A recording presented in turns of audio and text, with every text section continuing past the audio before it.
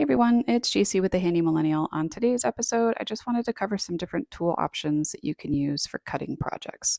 So, one of the very first tools that I want to go over, and probably one of the most basic types of tools, is a plain old circular saw. So, this is a Ryobi battery powered. It works with the Ryobi 1 system. This is the 5.5-inch version. There are different sizes of circular saws. So, depending on what you're doing and what you're cutting, you can find a tool that would be perfect for your project. So just a quick rundown on a circular saw. There are some different controls. Usually the power button is a trigger that you can find here. Also some controls to change the angle that the guide sits at and also the depth of the blade. So you use this here to change the blade depending on what type of material that you're cutting. It'll tell you usually this one is for framing and wood.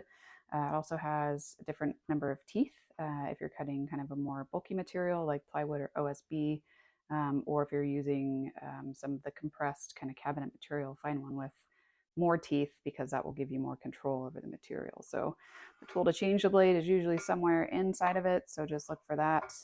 There is a locking button usually on these that will lock the blade from moving. You press it down while you're unscrewing that, and will actually hold all of this in place and make it easier. So one thing to keep in mind about saws is they're not always lefty-loosey, righty-tighty. Sometimes they are reversed here, so just pay attention to make sure that you're actually tightening it. A loose blade can be dangerous on tools like circular saws. All right, the next tool that I definitely recommend always having in your tool bag with you is a jigsaw. Again, ton of different options depending on the brand. This is a super old Cobalt one that I've had forever.